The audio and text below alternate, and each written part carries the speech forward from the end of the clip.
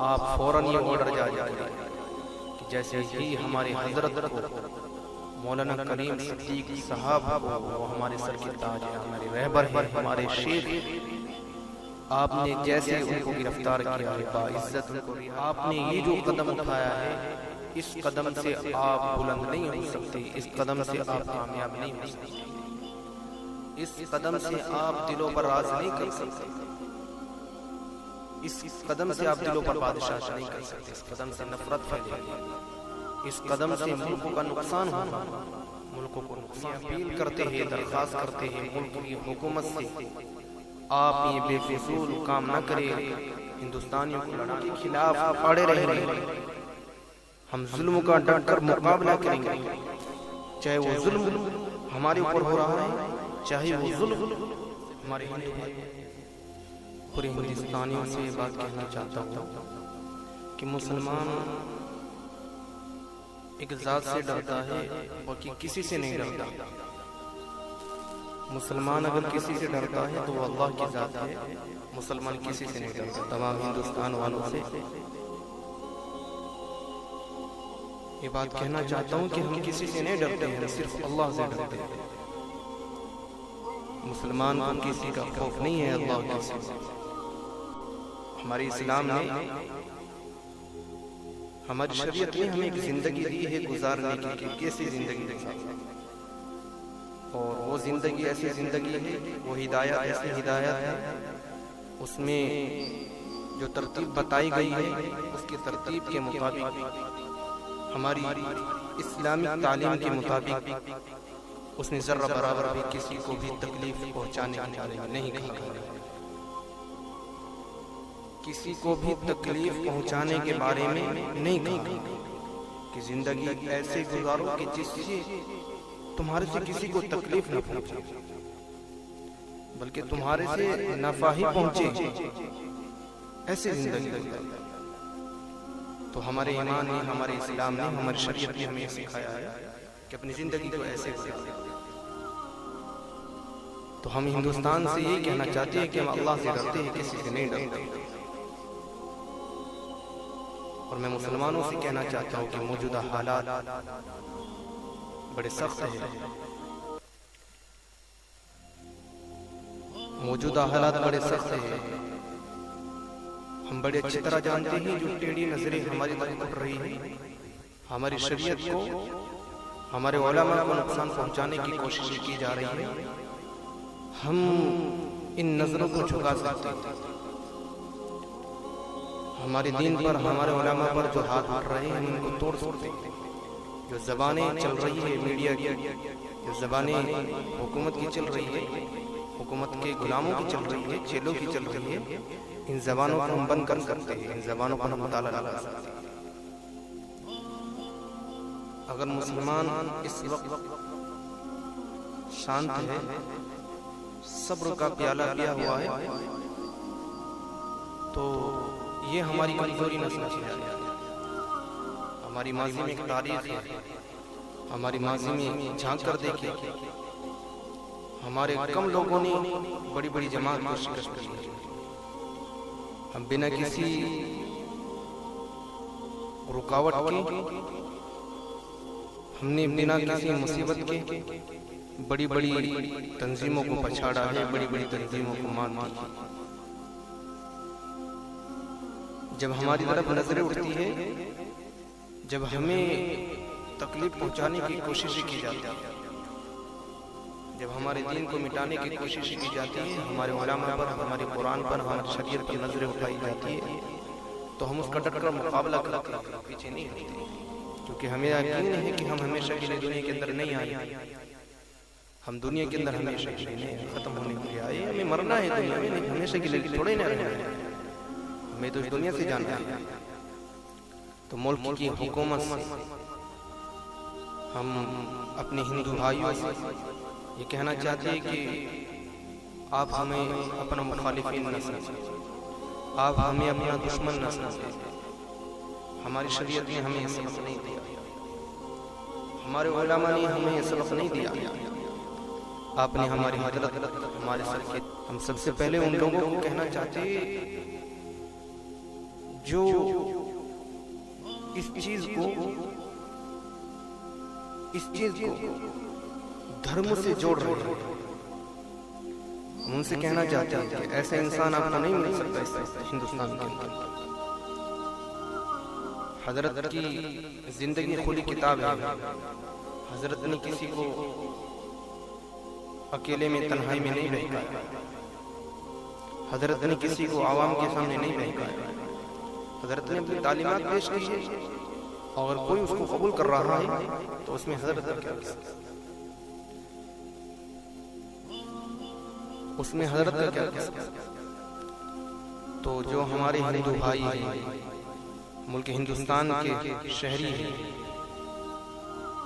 मुल्क हिंदुस्तान के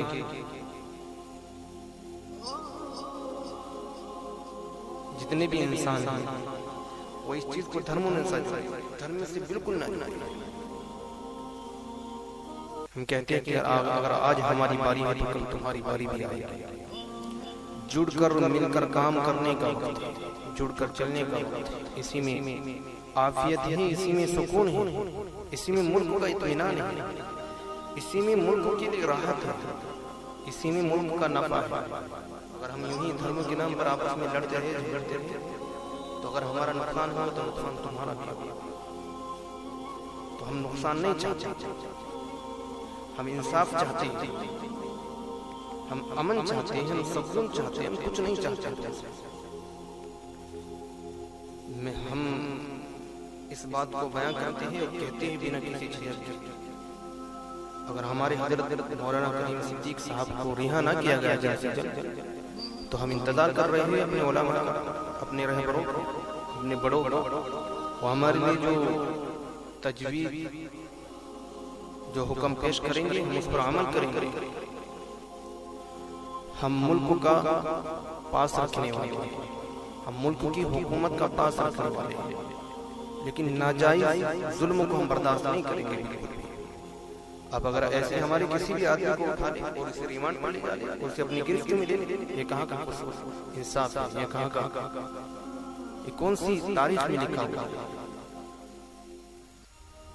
ये कौन सा संविधान है? ये तो मुल्क का अमन खराब करने वाली बात है। ये तो मुल्क को हिंदू राष्ट्र बनाने की बात है। मुसलमानों को जैसे कि इस मुल्क में कोई हिस्सा नहीं है, कोई किरदार नहीं है। मुसलमानों का किरदार रहा है इस मुल्क के अंदर। मुसलमानों ने अपनी जानों को पेश किया है इस मुल्क को बचाने के लिए, इस मुल्क को आबाद करने के लिए। तो हमारे उलमा ने, हमारे बड़ों ने जो कुर्बानियां दी थी, मुल्क को जोड़ने की कुर्बानियां दी थी। हाँ मेरे हिंदू भाई, अगर मेरी बात को सुन रहे हैं, आप देखिए तारीख को, देखिए कि देश कैसे आजाद हुआ।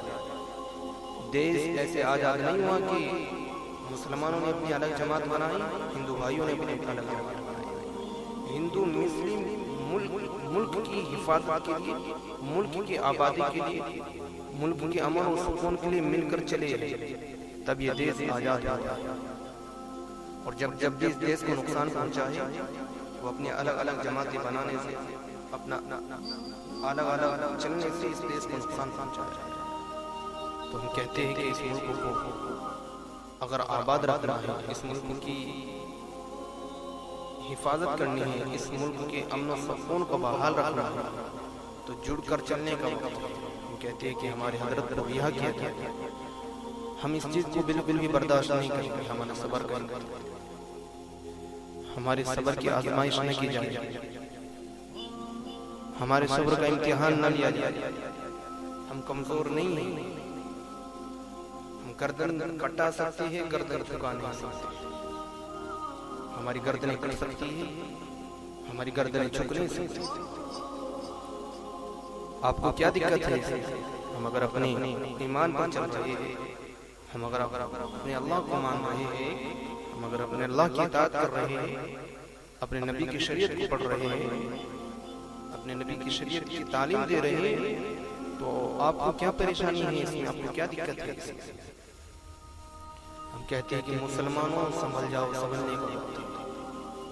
मुसलमानों अपने जहनों के अंदर इस बात को फिट कर लो कि तुम्हारे खिलाफ ऐसे ऐसे साजिशें रची जा रही है। तुम्हें उन साजिशों का बिल्कुल भी गुमान नहीं है। हम हकीकत कहते हैं, खुलेआम कहते हैं, नजर आ रहा है, ये साफ जाहिर हो रहा है, दिख रहा है कि क्या किया जा रहा है, क्या साजिश है इस हुकूमत की। आप होश से काम लीजिए, आप पहचाने चेहरों को, पहचाने चेहरों को पढ़े कि इन चेहरों पर क्या लिखा हुआ है। तुम्हें खत्म करने की कोशिश, हमारी आपसे कोई लड़ाई नहीं है। हम अपने मुस्लिम भाइयों से भी कहना चाहते हैं कि अमन कायम करें, अमन कायम करें, लेकिन अपने उलमा की हिफाजत करें, अपने उलमा का पास रखें, अपने उलमा की कदर करें, अपने उलमा के लिए दुआएं करें। यही उलमा है, यही रहबर है जिनकी वजह से आज हमारे चेहरों पर दाढ़ियां हैं, हमारी मस्जिद आबाद है, हमारे मदारिस आबाद है, हमारी मसाजिद के अंदर अज़ानें दी जा रही है। इन्हीं उलमा की बदौलत है आज हमारे बच्चे दीनदार हैं, हम दीन इन्हीं उलमा की कुर्बानियां हैं, इन्हीं उलमा का साथ है। तो इंशाअल्लाह घबराने की जरूरत नहीं है। कहा गया है ला तहज़न इन्नल्लाह माअना, घबराओ नहीं, अल्लाह हमारे साथ है। अरे सुपर पावर हमारे साथ है, इससे बड़ी कोई ताकत नहीं है, उससे बड़ी कोई ताकत नहीं है, अल्लाह हमारे साथ है। अल्लाह रब्बुल इज्जत पिछली जिंदगी को नहीं देखता कि पीछे तुमने क्या कर रखा है। अगर हम अभी जम गए, अभी डट गए, अभी हमने अपने सब गफलतों से, सब गुनाहों से तौबा कर लिया, अब अल्लाह पीछे नहीं देखेगा, तौबा को कबूल करेगा, तुम्हारा साथ देगा, अल्लाह तुम्हारा साथ देगा। ये नहीं कुछ भी नहीं देखेगा कि इन्होंने पिछली जिंदगी में क्या करा। अल्लाह पिछली जिंदगी को नहीं देखता, अल्लाह आगे देखता, आगे क्या अज़ाइम कर रहा है, क्या इरादा कर रहा है। आप हिम्मत ना हारी बिल्कुल भी, आप हौसला ना हारी बिल्कुल भी, आप अल्लाह से दुआएं करते रहिए, इंशाअल्लाह अल्लाह से बड़ी कोई ताकत नहीं है। अल्लाह हमारी सुनेगा, हमारा साथ देगा। हम जुल्म के खिलाफ अड़े रहेंगे, हम जुल्म का डट कर मुकाबला करेंगे, चाहे वो जुल्म हमारे ऊपर हो रहा है, चाहे वो जुल्म हमारे हिंदू भाइयों पर हो रहा है, किसी और बिरादरी के ऊपर हो रहा है। हमारी लड़ाई जुल्म से, हम जुल्म का डट कर मुकाबला करते रहते हैं। हम ये अपील करते हैं, दरख्वास्त करते हैं मुल्क की हुकूमत से, आप ये बेफिजूल काम न करें हिंदुस्तानियों को लड़ाने के लिए। आप ये बेफिजूल हरकतें छोड़ दें, हमारे उलमा को गिरफ्तार करके मुल्क के अमन को खराब न करें, मुल्क की तहजीब का पास रखें, मुल्क के संविधान का पास रखें। आप इंसानियत पैदा करें अपने अंदर, आखिर आप इंसान हैं, आप इंसानियत पैदा करें। किसी को सता कर, किसी को तड़पा कर आप तरक्की हासिल नहीं कर सकते। आप अच्छे प्राइम मिनिस्टर नहीं बन सकते, आप अच्छे प्रधानमंत्री नहीं बन सकते। मुल्क का अमान करके, मुल्क के धार्मिक को, मुल्क के धर्म वालों को आपस में लड़ा कर आप मुल्क की हिफाजत नहीं कर सकते, आप मुल्क को तरक्की नहीं दे सकते, ऐसे तरक्की नहीं दे सकते, ऐसे मुल्क को तरक्की नहीं मिल सकती। हम कहते हैं कि हमारे हजरत बिल्कुल साफ और शफाफ है, बिल्कुल बेगुनाह है।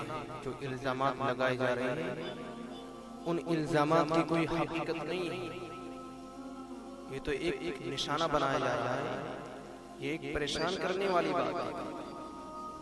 हम प्यार से कहते हैं, हम आपसे दरख्वास्त करते हैं, क्योंकि हम मुल्क की रौनक को गिरते हुए नहीं देखते, मुल्क के अमन को हम खराब देखना नहीं चाहते। हम आपसे दरख्वास्त करते हैं, अपील करते हैं, आपने ये जो कदम उठाया है, इस कदम से आप बुलंद नहीं हो सकते, इस कदम से आप कामयाब नहीं हो सकते, इस कदम से आप दिलों पर राज नहीं कर सकते, इस कदम से आप दिलों पर बादशाह नहीं कर सकते, इस कदम से नफरत फैलेगी, इस कदम से मुल्कों का नुकसान होगा, मुल्कों को नुकसान होगा। आप फौरन ये ऑर्डर जारी करें कि जैसे ही हमारे हजरत को, मौलाना करीम सिद्दीक साहब वो हमारे सर के ताज है, हमारे रहबर है, हमारे शेख, आपने जैसे उनको गिरफ्तार किया है, बाइज्जत उनको रिहा किया जाए। अगर आपने उनको रिहा ना किया तो फिर हमारा अगला कदम आप देखिए, आप उसका इंतजार करें।